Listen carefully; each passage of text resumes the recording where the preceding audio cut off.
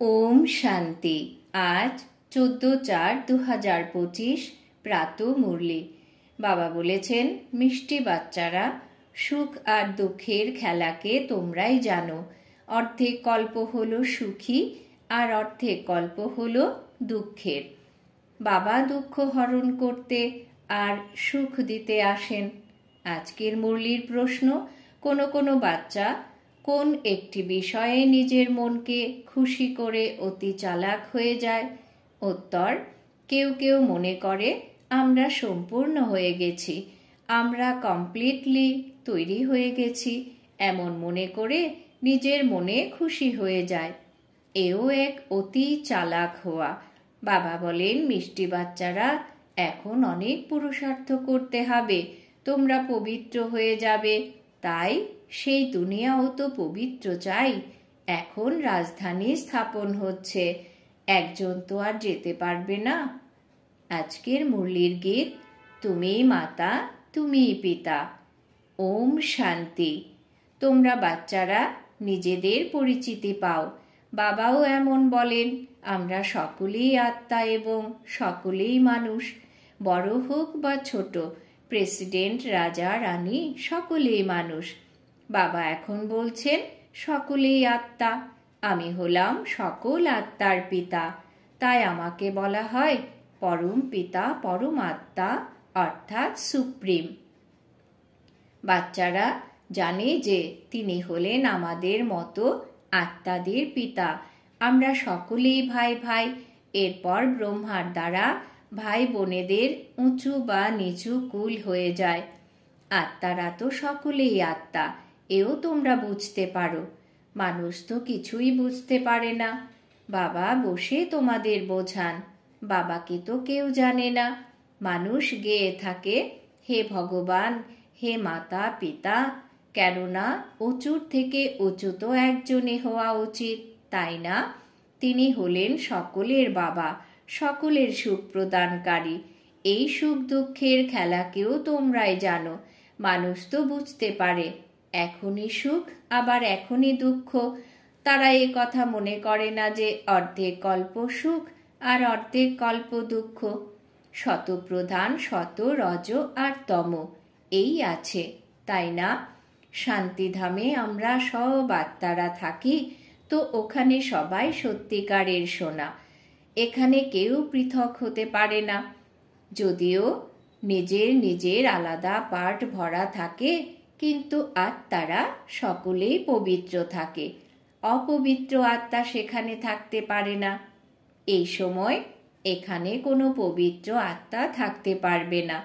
তোমরা ব্রাহ্মণ কুলভূষণরা এখন পবিত্র হচ্ছ।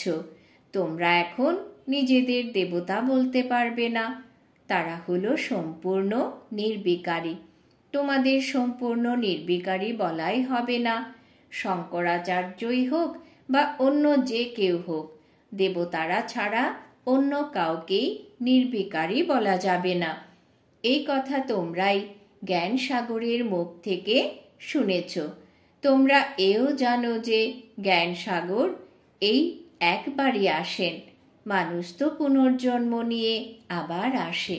কেউ কেউ এই জ্ঞান শুনে চলে গেছে, সংস্কার নিয়ে গেছে, তো তারা যখন আবার পুনর্জন্মে আসে, তারা এসে আবার শোনে। তোমরা তো বুঝতে পারো, কেউ কেউ 6 বা 8 বছরের হয়, তাও তাদের মধ্যে খুব ভালোভাবে বোঝার ক্ষমতা এসে যায়। আত্মা তো ওই একই। এই জ্ঞান শুনে তাদের ভালো লাগে। আত্মা মনে করে, আমি আবারও বাবার ওই জ্ঞান পাচ্ছি। তাদের ভেতরে খুশি থাকে। তারা অন্যদেরও শেখাতে লেগে যায়, স্ফূর্তি এসে যায়। যেমন লড়াই যারা করে, তারা সেই সংস্কার নিয়ে যায়, তো ছোটবেলায় সেই কাজে খুশির সঙ্গে লেগে যায়। তোমাদের তো এখন পুরুষার্থ করে নতুন দুনিয়ার মালিক হতে হবে। তোমরা তো সকলকে কথা বোঝাতে পারো। তোমরা নতুন দুনিয়ার মালিক হতে পারো, না হলে শান্তিধামের মালিক হতে পারো। শান্তিধাম হলো তোমাদের ঘর, যেখান থেকে তোমরা এখানে অভিনয় করতে এসেছ। এ কথাও কেউ জানে না, কারণ আত্মার কথাই তারা জানে না। তোমরাও তো প্রথমে জানতেই না যে আমরা নিরাকারী দুনিয়া থেকে এসেছি। আমরা হলাম বিন্দু। যদিও সন্ন্যাসীরা বলে ভ্রুকুটির মধ্যে আত্মা তারা রূপে থাকে, তবু বুদ্ধিতে বড় রূপ এসে যায়। শালগ্রাম বললে বড় রূপ মনে করে, আত্মা হলো শালগ্রাম। যজ্ঞ যখন করে সেখানেও বড় বড় শালগ্রাম বানানো হয়। পূজার সময়ও শালগ্রামের বড় রূপই বুদ্ধিতে থাকে। বাবা বলেন, এ সম্পূর্ণ অজ্ঞানতা। জ্ঞান তো আমিই শোনাই, দুনিয়াতে আর কেউ তা শোনাতে পারে না। এই কেউ বোঝায় না যে আত্মাও বিন্দু আর পরমাত্মাও বিন্দু। ওরা তো অখণ্ড জ্যোতিস্বরূপ ব্রহ্ম বলে দেয়। ব্রহ্মকে ভগবান মনে করে, আবার নিজেকেও ভগবান বলে দেয়। ওরা বলে আমরা পার্ট প্লে করার জন্য ছোট আত্মার রূপ ধারণ করি, তারপর বড় জ্যোতিতে লীন হয়ে যায়। লীন হয়ে যাব, আবার কি পার্টও লীন হয়ে যাবে, কতখানি রং হয়ে যায়। বাবা এখন এসে সেকেন্ডেই জীবন মুক্তি দান করেন। তারপর অর্ধেক কল্প পরে সিঁড়ি নামতে নামতে জীবন বন্ধতে এসে যায়। তারপর বাবা এসে আবার জীবন মুক্ত করেন। তাই তাকে সকলের সদ্গতিদাতা বলা হয়। তাই যিনি পতিত পাবন বাবা, তাকেই স্মরণ করতে হবে। তার স্মরণেই তোমরা পবিত্র হবে, না হলে তোমরা পবিত্র হতে পারবে না। উঁচুর থেকে উঁচু হলেন একমাত্র বাবাই। কোনো কোনো বাচ্চা মনে করে আমরা সম্পূর্ণ হয়ে গেছি, আমরা সম্পূর্ণ তৈরি হয়ে গেছি, এই মনে করে নিজের মনকে খুশি করেও নেয়। এও হলো অতি চালাক হওয়া। বাবা বলেন, মিষ্টি বাচ্চারা, এখন অনেক পুরুষার্থ করতে হবে। তোমরা পবিত্র হলে তোমাদের জন্য পবিত্র দুনিয়াও চাই। একজন তো আর যেতে পারবে না। কেউ যতই চেষ্টা করুক না কেন, আমরা শীঘ্রই কর্মাতীত হয়ে যাব, কিন্তু তা হবে না। রাজধানী স্থাপন হতে হবে। যদিও কোনো ছাত্র পড়াতে খুবই হুঁশিয়ার বা ওস্তাদ হয়ে যায়, কিন্তু পরীক্ষা তো সময় মতোই হবে, তাই না? পরীক্ষা তো আর তাড়াতাড়ি হতে পারবে না। এও তেমনি, সময় যখন হবে তখন তোমাদের পড়ার ফল বের হবে। যতই ভালো পুরুষার্থ করো না কেন, এখন বলতেই পারবে না যে আমরা কমপ্লিটলি তৈরি। তা নয়, 16 কলা সম্পূর্ণ কোনো আত্মা এখন হতে পারবে না। তোমাদের অনেক পুরুষার্থ করতে হবে। নিজের মনকে কেবল খুশি করলেই হবে না যে আমরা সম্পূর্ণ হয়ে গেছি। তা নয়, সম্পূর্ণ অন্তিম সময়েই হতে হবে। তোমরা অতি চালাক হইও না। এখন তো সম্পূর্ণ রাজধানী স্থাপন হবে। হ্যাঁ, তোমরা এটা বুঝতে পারো যে সময় খুবই অল্প আছে। মুসলও আবিষ্কৃত হয়েছে। এত বানাতেও প্রথম সময় লাগে, তারপর যখন অভ্যাস হয়ে যায় তখন চট করে বানিয়ে ফেলে। এই সব এই নাটকেই লিপিবদ্ধ আছে। মানুষ বিনাশের জন্য বম বানাতে থাকে। গীতাতেও এই মুসল অক্ষর আছে। শাস্ত্রতে আবার লিখে দিয়েছে পেট থেকে লোহা বের হয়েছে, আরও কত কি হয়েছে। এসব তো মিথ্যে কথা, তাই না? বাবা এসে বোঝান, একেই মিসাইলস বলা হয়। এখন এই বিনাশের পূর্বে আমাদের তম প্রধান থেকে শত প্রধান হতে হবে। বাচ্চারা জানে যে আমরা আদি সনাতন দেবী দেবতা ধর্মের ছিলাম। আমরা প্রকৃত সোনা ছিলাম। ভারতকে সত্যখণ্ড বলা হয়, এখন তা মিথ্যা খণ্ড হয়ে গেছে। সোনাও তো আসল আর নকল হয়, তাই না? বাচ্চারা, এখন তোমরা জেনে গেছো যে বাবার মহিমা কি। তিনি হলেন মনুষ্য সৃষ্টির বীজ রূপ, সত্য এবং চৈতন্য। আগে তো তোমরা কেবল মহিমা করতে, এখন তোমরা বুঝতে পারছো যে আমাদের মধ্যে সম্পূর্ণ গুণ ভরে দিচ্ছেন। বাবা বলেন, সবার প্রথমে তোমরা স্মরণের যাত্রা করো। তোমরা আমাকে স্মরণ করলে তোমাদের বিকর্ম বিনাশ হয়ে যাবে। আমার নামই হলো পতিত পাবন। এমন গেয়েও থাকে যে, হে পতিত পাবন এসো, কিন্তু তিনি এসে কি বলবেন তা জানে না। এক সীতা তো হবে না, তোমরা সকলেই তো সীতা। বাচ্চারা, বাবা তোমাদের অসীম জগতে নিয়ে যাওয়ার জন্য অসীম জগতের কথা শোনান। তোমরা অসীম বুদ্ধির দ্বারা জানো যে পুরুষ আর মহিলা সকলেই সীতা, সকলেই রাবণের জেলে বন্দী। বাবা এসেই সকলকে রাবণের জেল থেকে মুক্ত করেন। রাবণ কোনো মানুষ নয়। তোমাদের কথা বোঝানো হয় যে প্রত্যেকের মধ্যেই 5 বিকার আছে, তাই একে রাবণ রাজ্য বলা হয়। এর নামই হলো বিকারী দুনিয়া, সে হলো নির্বিকারী দুনিয়া। 2 নাম পৃথক। এ হলো বেশ্যালয় আর ওটা হলো শিবালয়। এই লক্ষ্মীনারায়ণ নির্বিকারী দুনিয়ার মালিক ছিলেন। এদের সামনে গিয়ে বিকারী মানুষ মাথা নত করতেন। বিকারী রাজা ওই নির্বিকারী রাজাদের সামনে মাথা নত করতেন। এও তোমরাই জানো। মানুষ তো কল্পের আয়ুই জানে না। কিভাবে বুঝবে যে রাবণ রাজ্য কবে শুরু হয়? অর্ধেক অর্ধেক হওয়া উচিত, তাই না? রাম রাজ্য রাবণ রাজ্য কখন শুরু করবে সম্পূর্ণ দ্বিধায় ফেলে দিয়েছে। বাবা এখন বোঝাচ্ছেন, এই 5000 বছরের চক্র ঘুরতে থাকে। তোমরা এখন জানতে পেরেছ যে আমরা 84 জন্মের পার্ট প্লে করি, তারপর আমরা ঘরে ফিরে যাই। সত্যযুগ এবং ত্রেতাতেও আমরা পুনর্জন্ম গ্রহণ করি, সে হলো রাম রাজ্য। তারপর রাবণ রাজ্যে আসতে হবে। এ হলো হার জিতের খেলা। তোমরা জয় পাও তাই স্বর্গের মালিক হও, আর হেরে গেলে নরকের মালিক হও। স্বর্গ পৃথক। কেউ মারা গেলে বলে স্বর্গে গেছেন। তোমরা এখন বলবেই না, কারণ তোমরা জানো স্বর্গ কবে হবে। ওরা তো বলে দেয় জ্যোতি জ্যোতিতে মিলে গেল অথবা নির্বাণ হয়ে গেল। তোমরা তো বলবে জ্যোতি কখনোই জ্যোতিতে মেলাতে পারে না।